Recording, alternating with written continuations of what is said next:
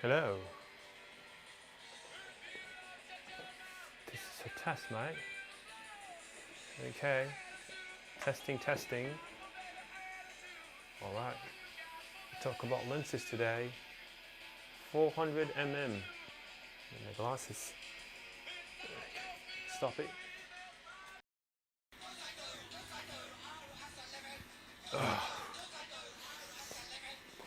Work. Hi, it's me, Mark, and today we're going to talk about the 400 mm lenses, Canon EF 400 mm lenses, and I got four here. I got the 400 5.6, which is my personal lens, and the other three is from the office.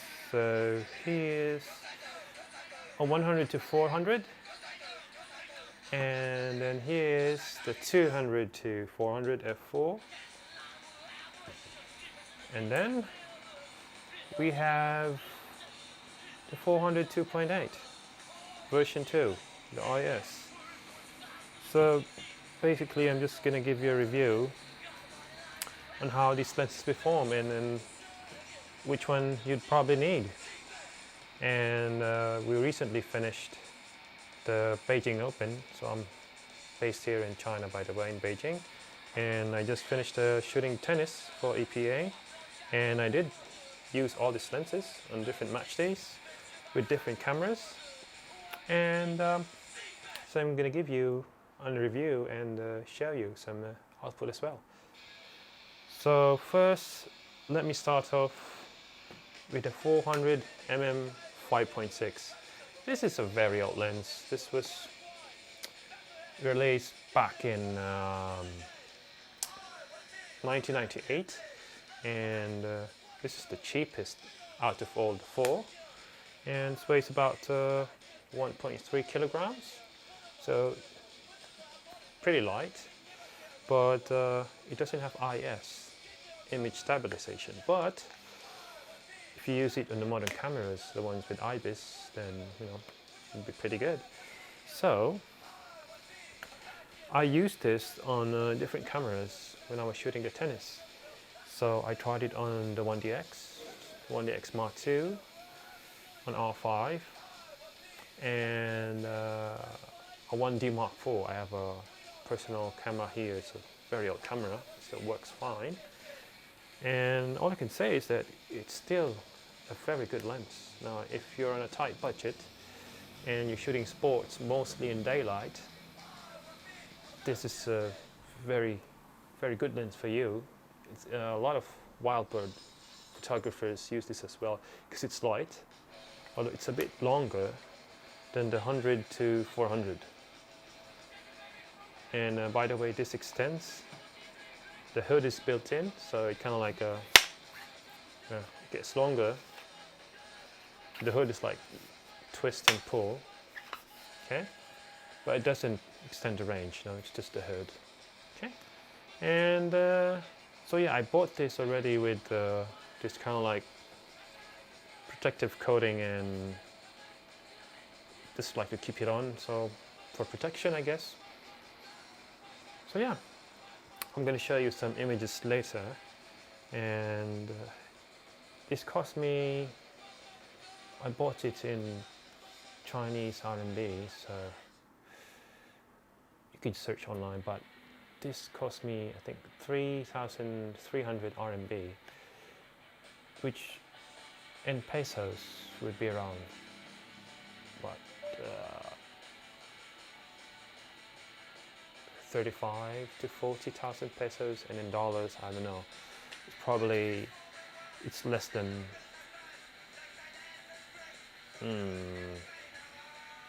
probably 200, 300, probably more than $300 if you're talking about dollars. Okay, so I'm going to show you some images later. Now I'm going to move on to the next lens, which is the 100 to 400 f4 to 5.6. So it extends. So I took the hood out, just keep it in. So this one is a little bit heavier. This one's around 1.3 kilograms and this one's around 1.5. Now, I would say that this is one of more of a versatile lens because it's 100 to 400, but then at 400 you're at 5.6, wherein well, this is just fixed 5.6. So I guess if you're going to be moving around a lot in shooting like a different scenarios, then this one is for you. You know, it's a good weight. It's got IS, by the way, and this one, forgot to tell you, that doesn't have image stabilization, but it's really nice with the R5, and I've wanted to try it with an R3, but all the R3 were out for the Asian Games, so. And I was pretty surprised with the R5 for sports,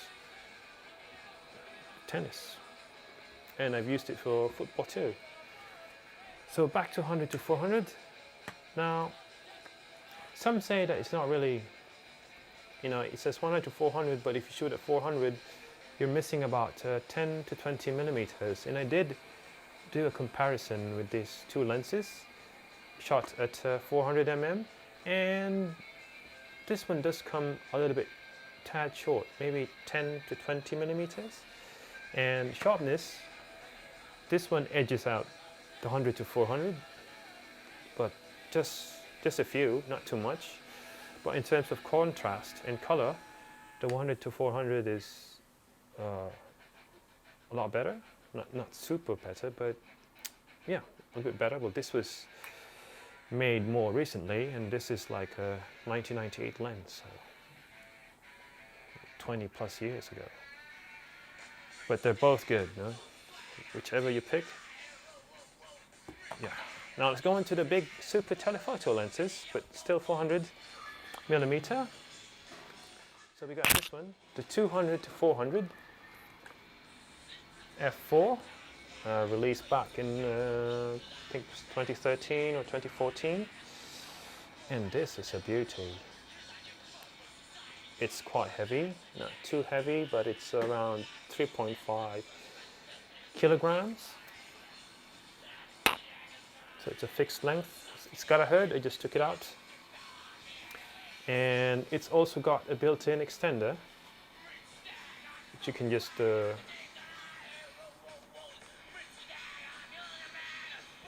pull the switch, goes from 1, got your built-in 1.4. And I love this lens actually. It's also very versatile, but it's quite heavy. And you can handhold this lens like for quick shots, but I think it's better to shoot it with a monopod, especially if you're going to shoot sports, so you could be more mobile. If you want to use a tripod, that's no problem. And this is a very sharp lens.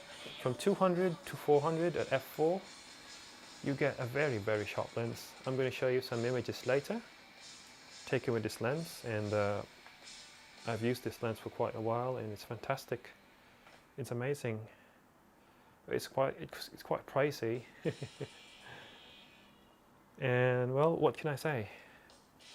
It's expensive, but really sharp. Now, the last of the 400.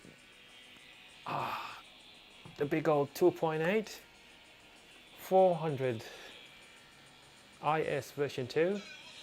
So this one is a little bit heavier than this one. I guess about the same weight. 3.5 or 3.8 kilograms. As you can see, oh, so big. What can I see inside of it? Cool. Yep. Yeah.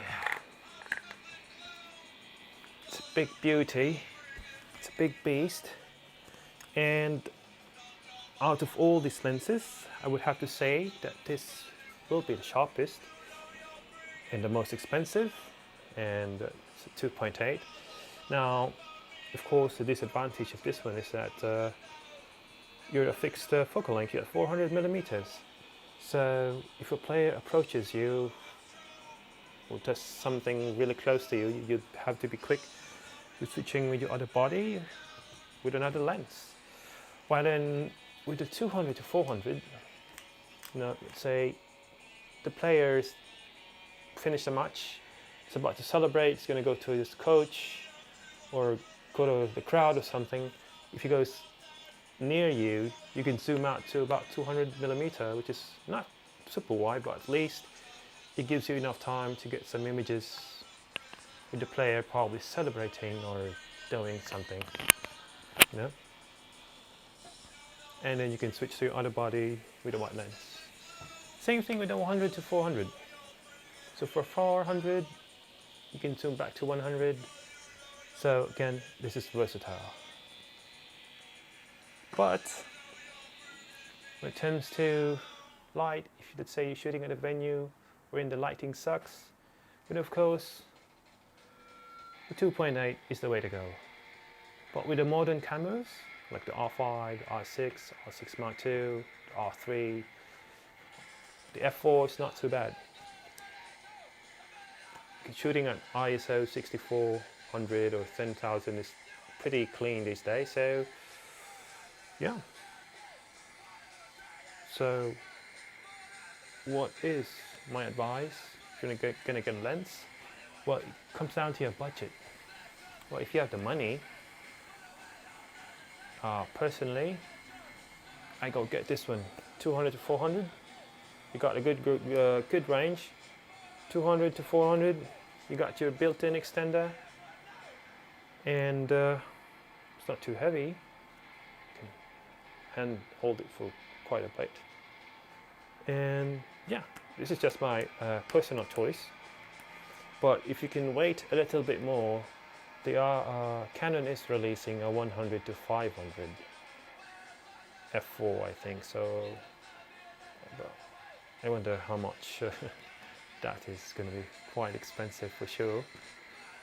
But if you have the money, and depending on the shots that you're going to be shooting, let's say a lot of football late at night, maybe baseball, and I would go for the 400 2.8. Boom! Really? It's really nice. But for baseball, you probably need a 500 or 600. But with the sharpness of this thing and the megapixels of the new camera's image quality, you can crop in and still pretty good. And yeah, that's what I noticed while I was shooting with the R5 against the 1DX. The image quality, it's a big leap. But in bright situations, the old cameras are still pretty good. 1DX, 1DX Mark II, 1D Mark IV.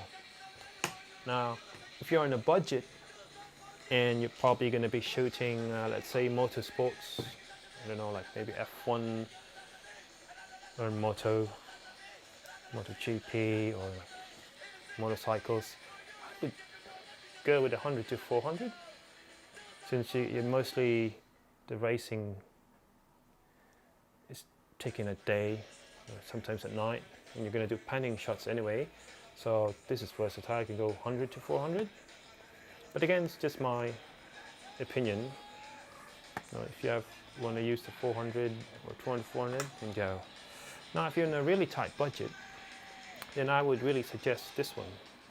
It's a nice lens to have around. It's very sharp. But again, the problem is that you don't have IS. If you've got shaky hands, what I did was I've always been shooting like around more than 1,000 shutter speed, like 1,000, 1.6, and for tennis I was shooting at 2,000 and above, just to phrase the action.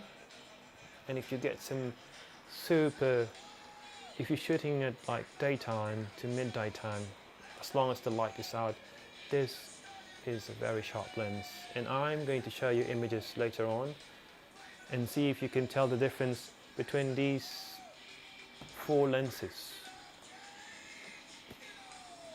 So again, it all comes down to your budget and what type of sports or maybe wildlife you'll be shooting. And I've also wanted to try actually the 400mm DO version 2, but couldn't get a copy. Anyways, these 3 lenses are from the office. This is my own lens. So that's it for me from Beijing. And yeah, check out the other. Wait for the photos, and yeah. I hope you decide. Or I hope whatever I did is gonna make you make a better decision in getting which kind of 400mm lenses that you like. So any of them is pretty good. I mean, like really good. Okay, well, that's it for me. So bye bye. I'm gonna do my exercises.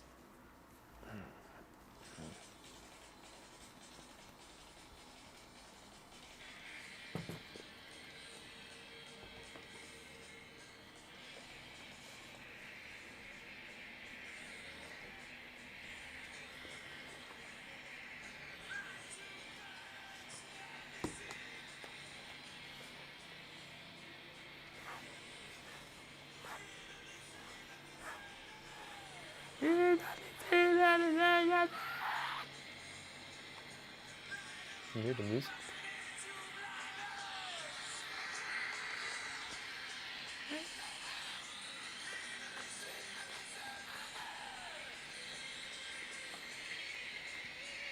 Okay, that's it, enough.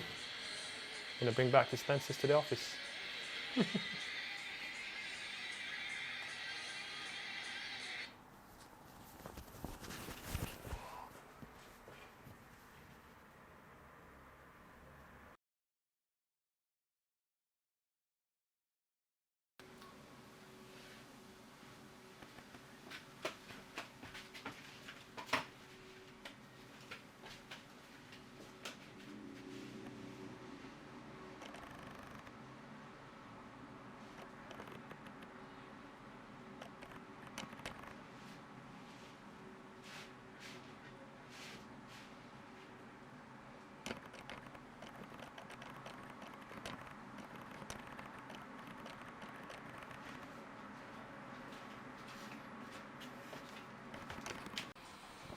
Hi, so I forgot to talk about the bokeh.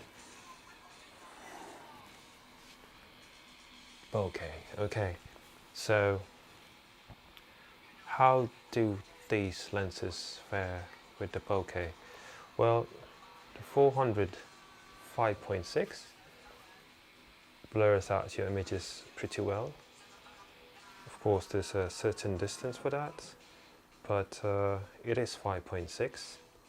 So you'd be expecting to see still some subjects or objects in the background. It's the same thing with 100 to 400 5.6. You're still going to blur your backgrounds, but not as much as the 200 to 400. This one does blur your background pretty well, wide open. But of course, if you really want to get that background blown away, then you have to go with the 2.8, that big lens. Okay. So yeah, but the 400 2.8 really just separates the background from the subject, but it also has to be at a good distance. So I'll be showing you some images, just to give you an idea. But the 200 to 400 is not far away. It's pretty good, actually. So I guess that's it for me. And bye-bye then.